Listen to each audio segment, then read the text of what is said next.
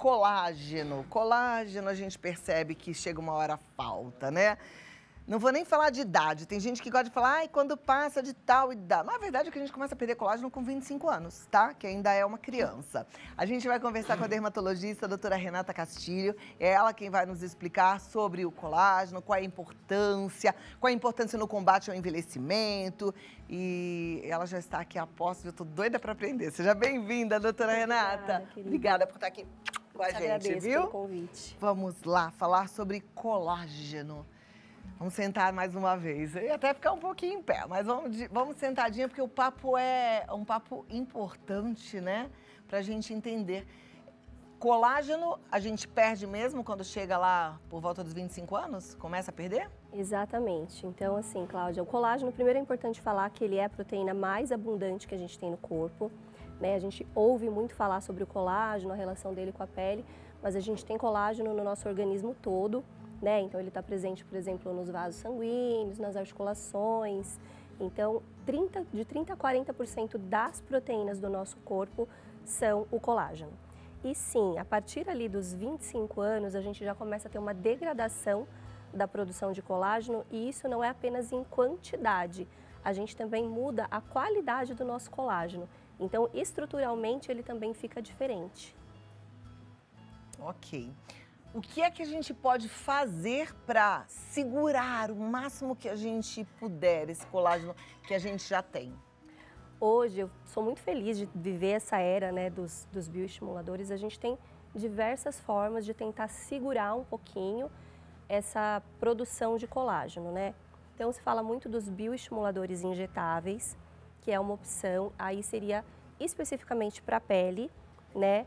Mas a gente tem várias coisas para fazer. Então, por exemplo, pensando no nosso organismo como um todo, o ideal seria fazer uma suplementação também de colágeno, né? Então, muitos pacientes perguntam, doutora, vale a pena tomar? Não vale? Isso é mito? Então, sim, gente, vale a pena tomar, né? Até porque a nossa alimentação, infelizmente, não é perfeita.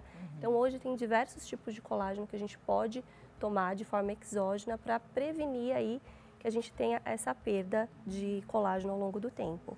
Você falou de tipos diferentes, quais são eles? Quando a gente está falando de colágeno da pele, por exemplo, o mais abundante, 80% do colágeno da nossa pele é o colágeno tipo 1. Né? A gente tem outros tipos de colágeno, então, por exemplo, o colágeno tipo 3, que também está presente na pele, mas em menor quantidade, colágeno tipo 2, que está mais presente na cartilagem, articulações e tudo mais. Quando a gente vai fazer uma prescrição, por exemplo, o que a gente tem que fazer? Pensar num colágeno que seja mais fácil absorvido pelo organismo.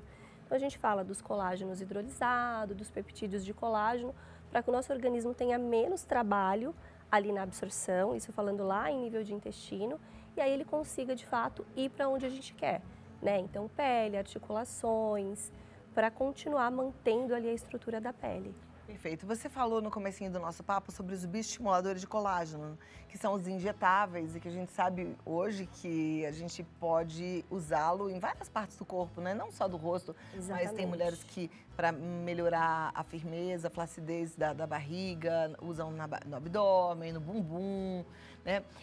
No consultório, você nota a diferença quando as pessoas fazem o bioestimulador de colágeno junto com a suplementação ou não?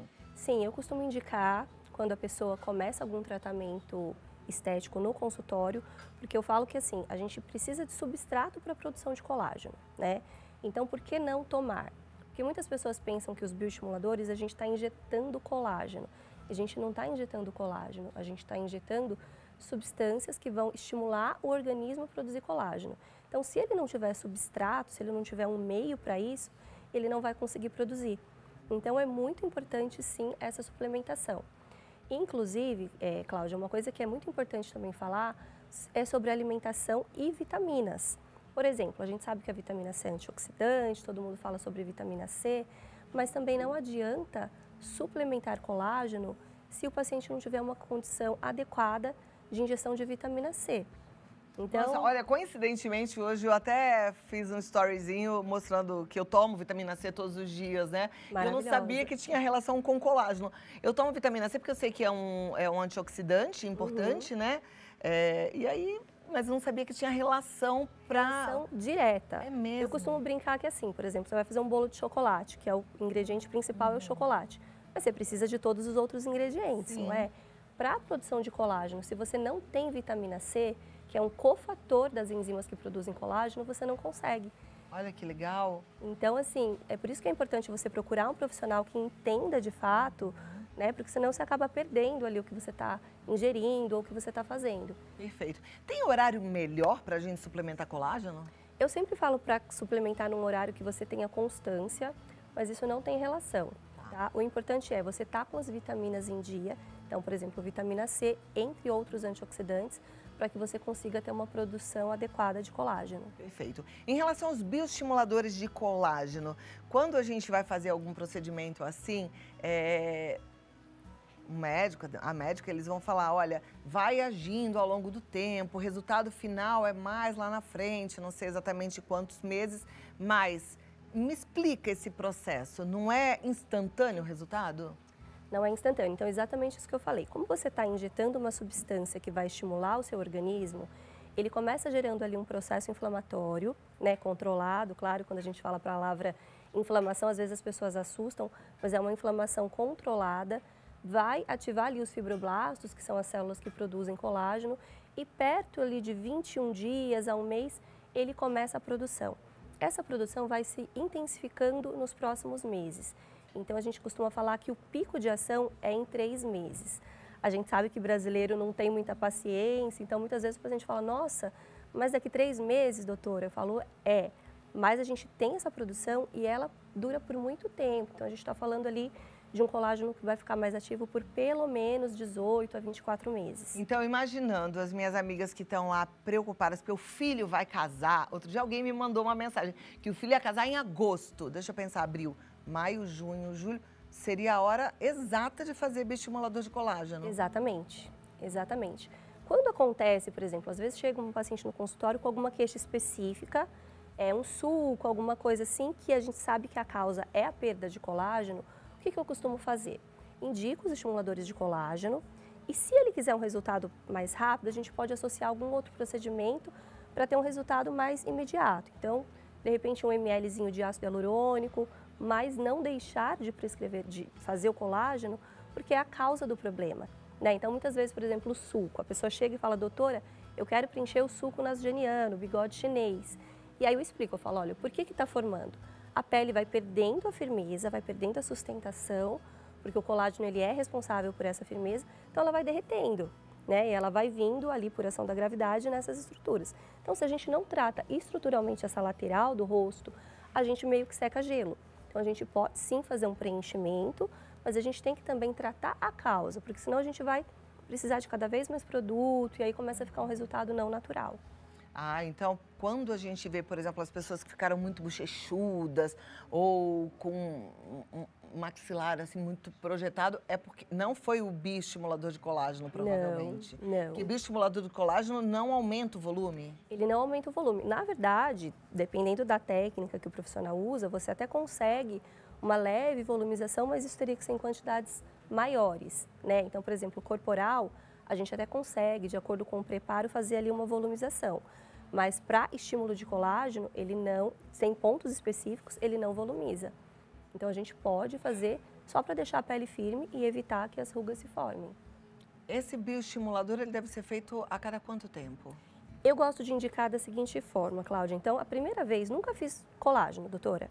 A primeira vez, pelo menos 3 aplicações com intervalo de 1 mês. E depois a gente precisa de uma manutenção. Aí tem paciente que pergunta, fala, mas não dura 18 meses, por que eu tenho que fazer a manutenção antes? E eu explico, porque a gente tem esse colágeno, mas a gente está o tempo todo perdendo. O tempo todo tendo uma degradação. Então, a gente vai ali, produz colágeno aí, organismo. Então, pelo menos a cada 8 meses, faz uma sessão de manutenção ali. E continua fazendo a suplementação do colágeno. Continua fazendo a suplementação do colágeno, cuidando com suplementar a vitamina C, ou tentar na alimentação é um pouco mais difícil, por isso que eu gosto de suplementar, mas ter esse cuidado de saber que seu organismo consegue ali dar conta de produzir esse colágeno. Qual o melhor... acabei de perguntar qual é o melhor horário para tomar colágeno, mas vamos repetir. Sim, então na verdade assim, não tem uma relação direta com o horário. Eu costumo falar muito sobre a adesão. Então se você acha, por exemplo, que você vai conseguir tomar direitinho toda manhã, se você tem o hábito de tomar café da manhã, inclui no café da manhã, mas não tem relação com o horário que você toma, e sim se você está tomando de forma regular. Tá. A Lúcia quer saber se quem tem leucemia crônica no sangue pode tomar colágeno. Existem algumas contraindicações, então depende muito do estado da doença que ela está. Se estiver fazendo, depende de quimioterapia ou dependendo do tratamento, a gente precisa avaliar cada caso individualmente. Né? Então, por exemplo, pacientes com doenças autoimunes, se estiver em atividade, a gente não faz, mas se estiver sob controle, a gente faz. Então, essas questões crônicas de saúde, a gente precisa avaliar cada caso individualmente. Tá joia. Obrigada, Lúcia, pela sua participação. Vamos para a próxima. Ana Maria, tenho 50 anos e nunca tomei nada para prevenir o envelhecimento. O que devo passar em volta dos olhos para não aparentar tanto a idade?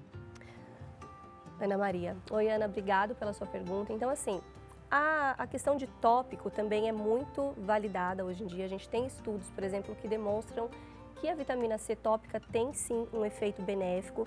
Então, se você nunca passou nada, de repente, vale a pena começar a aplicar a vitamina C tópica, além do protetor solar, porque a gente está falando muito sobre colágeno, sobre envelhecimento, mas não é só a perda de colágeno que faz o envelhecimento, na verdade, a produção de radicais livres. Então, tudo que a gente puder fazer para evitar esse excesso de produção de radicais livres é indicado. E aí, se você puder começar os procedimentos, é melhor também, mas em casa, vitamina C e protetor solar. O que produz radical livre? Sol, né? Em excesso? A gente tem uma produção de radical livre intrínseca. Então, mesmo que a gente tenha uma vida perfeita, alimentação, zero sol, a gente vai ter. Porém, tem os fatores exógenos, né? Então, primeiro vilão para a produção de radicais livres é a radiação ultravioleta. Então, aquele sol maravilhoso, infelizmente, é o que mais faz a gente envelhecer. Então, evitar, né, mulheres, evitem o sol, porque realmente a gente envelhece muito. Alimentação, então alimentação rica em açúcar, alimentação rica em gordura, né? E ter hábitos saudáveis, então dormir. A gente sabe, por exemplo, que a melatonina é um poderoso antioxidante, a gente produz ela enquanto a gente dorme. Se não dorme bem, existe a possibilidade de suplementar também, né? Então, a melatonina suplementada, ela age como um bom antioxidante para prevenir envelhecimento? Muito, ela é um excelente antioxidante. Tanto que a gente observa na prática, em estudos robustos também, que pessoas que dormem mal, pessoas que trabalham à noite, que trocam ali a questão do fuso horário, têm um envelhecimento cutâneo mais importante, mais acentuado. Ok. A Ângela quer saber se é possível aumentar a produção de colágeno somente com alimentação saudável.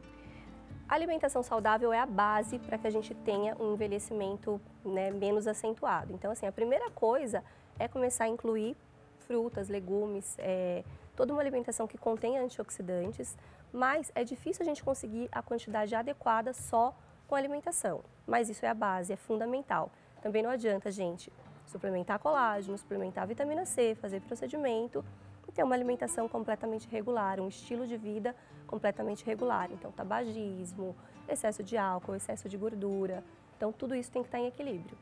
Doutora, aquela gelatina de pacotinho colorida, que as pessoas gostam, docinha, elas aumentam ou elas prejudicam a produção de colágeno uma vez que elas têm bastante açúcar? Na verdade, eu não indico muito a questão da gelatina. Muitos pacientes vêm falando, se eu comer gelatina, se eu comer tutano, enfim, tem vários alimentos aí que tem essa questão. Gente, a absorção é muito complicada para esse tipo de alimento, né? Então, eu prefiro suplementar. De repente, eu prefiro tomar um comprimido, é mais fácil, a gente sabe que vai ter uma absorção mais importante.